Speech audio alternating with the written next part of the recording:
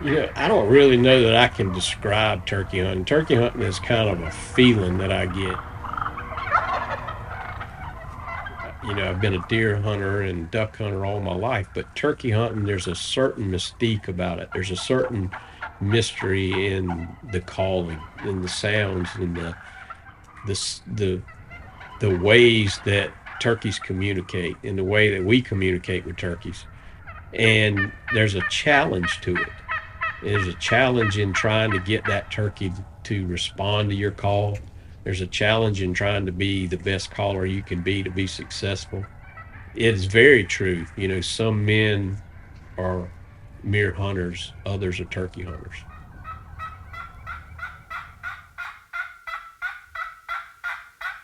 Hmm.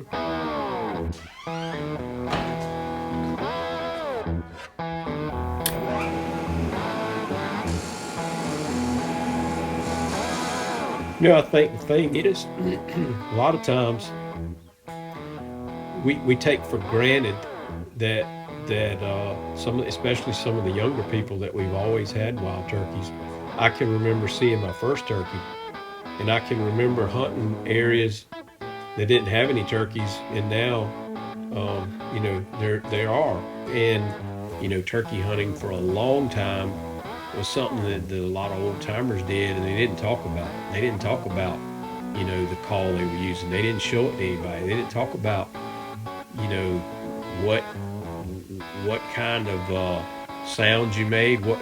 They didn't want to know people to know where they were turkey hunting. They didn't tell them anything about it because it was something that they didn't want everybody doing. And so when today's time, when you got so much TV and YouTube and everything where people can learn so quick, there's just an information overload compared to what it used to be. But to be able to maybe try to give back, at this point, try to give back to the wild turkey because we've had such good success and had so many good years. Um, it's pretty important, and just a great time to look back and think what we need to do going forward. Somewhere, let's see, I would say 2008 or 9. I didn't tell anybody I made tracks because I didn't like them. Because I just kept experimenting and trying things and doing different things. And I finally got to where I made one that I felt kind of sounded like a turkey. Then I still wouldn't show them to anybody. So it just took me a while.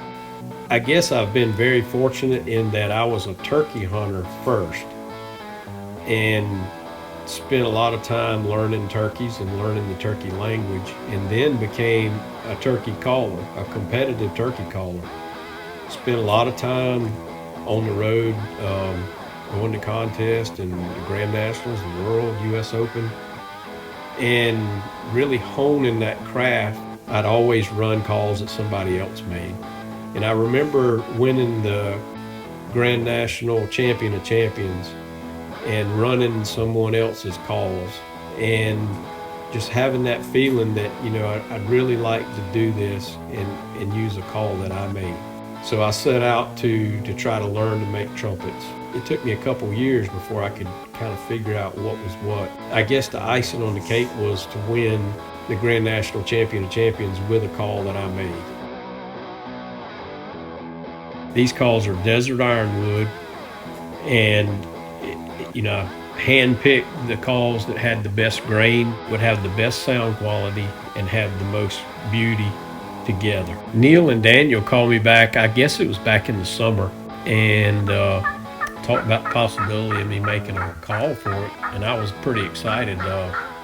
You don't get a chance to do something like that very often. To do something for Mr. Fox and to see him honored in that way, to have a vest, and then also to fill those vests with calls, and be able to be a part of helping to fund turkey research and projects.